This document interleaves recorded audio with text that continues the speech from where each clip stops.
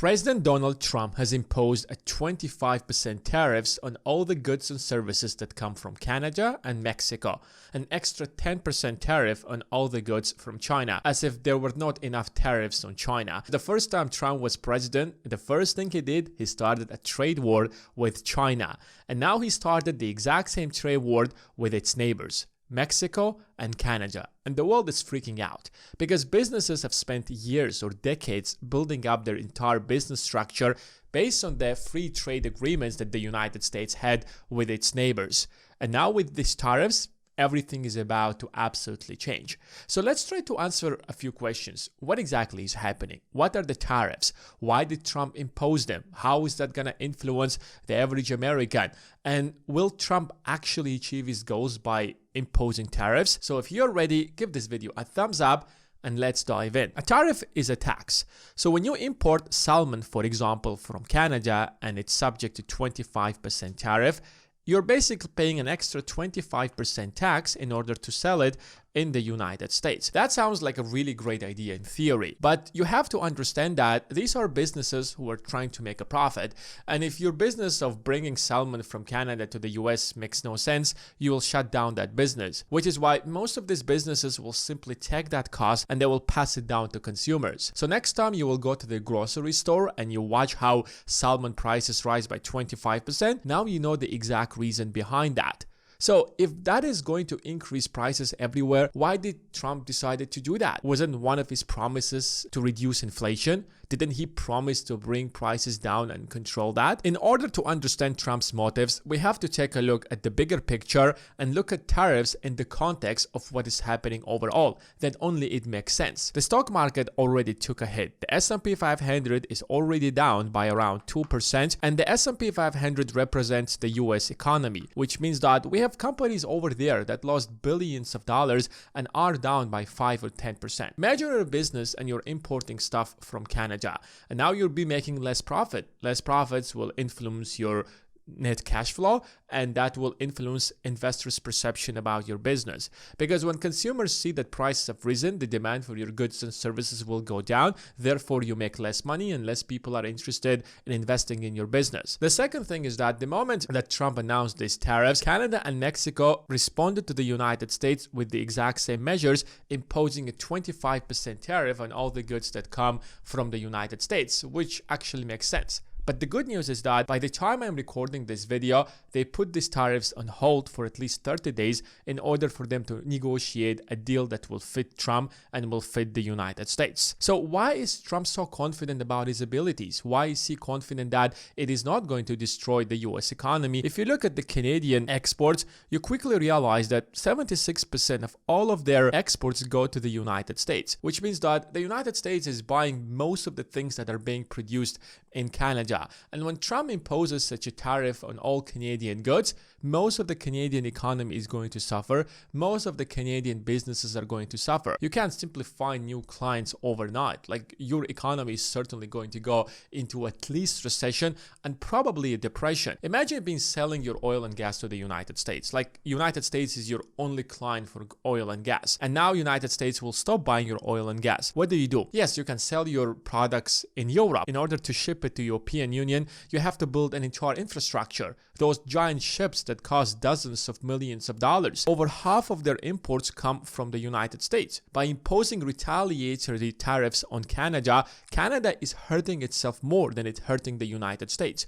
Because if you take a look at the exact same numbers with the US, you suddenly realize that Canada is playing a small role in the US economy. Only 14% of imports come from Canada, and when it comes to the US exports, the situation is literally not that different, because only 15% of exports of the United States go to Canada, which is why the United States is not literally worried. Yes, it is going to catastrophically destroy the Canadian economy, but yes, it will influence some of the US consumers, but the influence on the United States is going to be extremely limited, which is why Trump is like, I'm gonna use this as a negotiating tactic in order to pressure Canada to get what I want. It's very difficult to know what exactly Trump wants out of Canada. Yes, he said that he wants to make Canada a part of the United States by making it the 51st state of the United States. But to what extent that is possible within the next 4 years? But Trump is making a point because Canada literally relies on the United States for everything, for trade, for energy. The US military defends Canada as much as it defends the United States. Without the United States,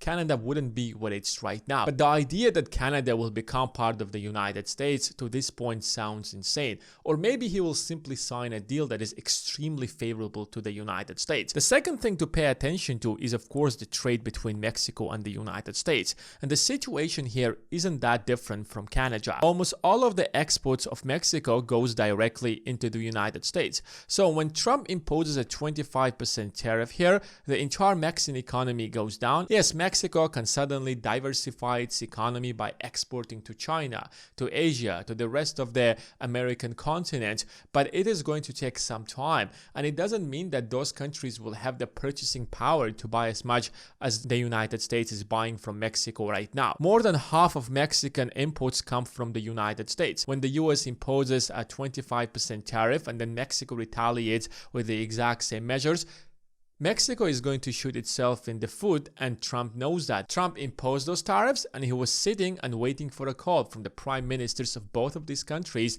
to come to Trump and sign a deal that is favorable to the United States. United States trade with Mexico is very limited. It's around 13.5%.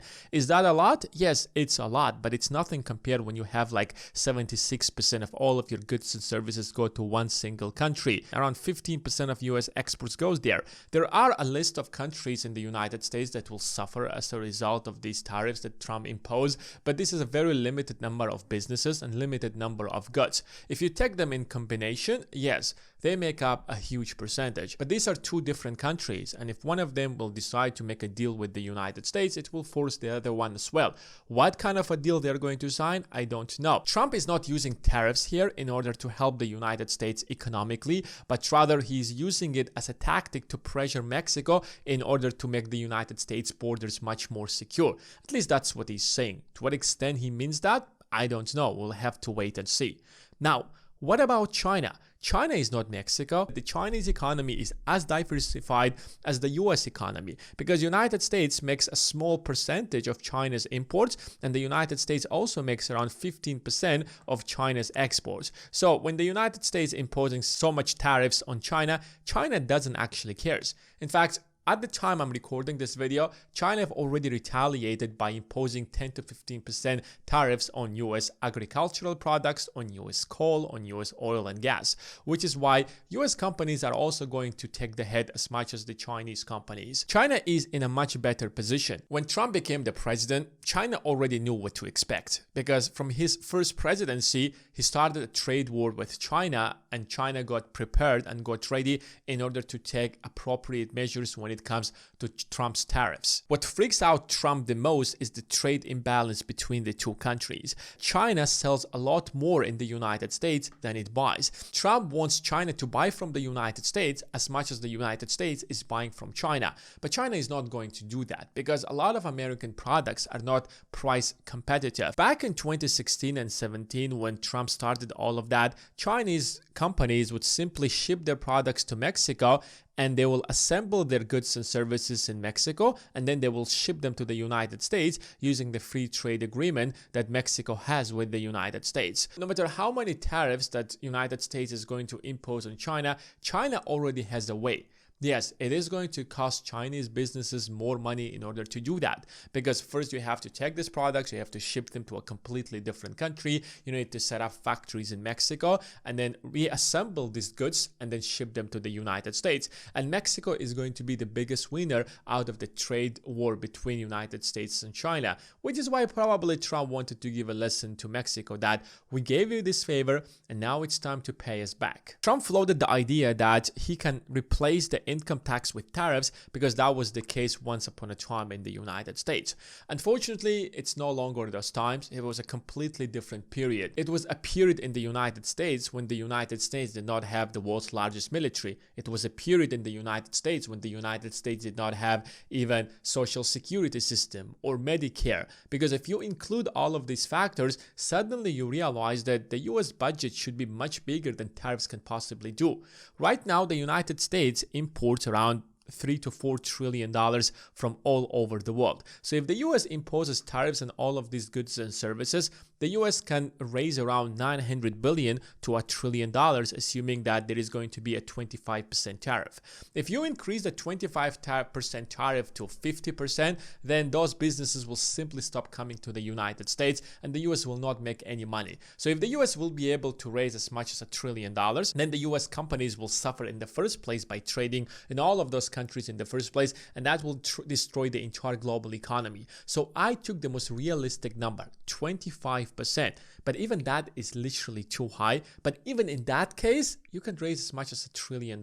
Trump is a business person and he perfectly understands the influence of tariffs on the American consumer. He understands the influence of tariffs on the American economy. And he knows that it is going to increase prices in the short run. But he's not playing that game. He's taking a look at the big picture most likely, and he wants to use them as a negotiating tactic. Because if you simply throw the words and you don't take the action, then nobody is going to believe you.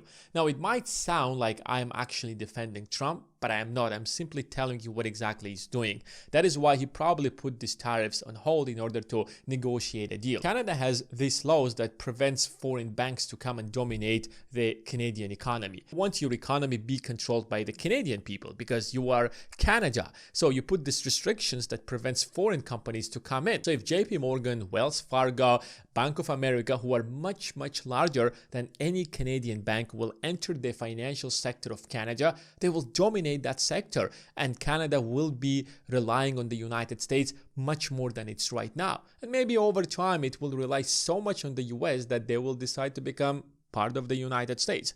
Will that happen one day? Well, I don't really know and I'm not really sure, but maybe that's what Trump is actually hoping, and maybe that is the goal of Trump behind putting all of these tariffs.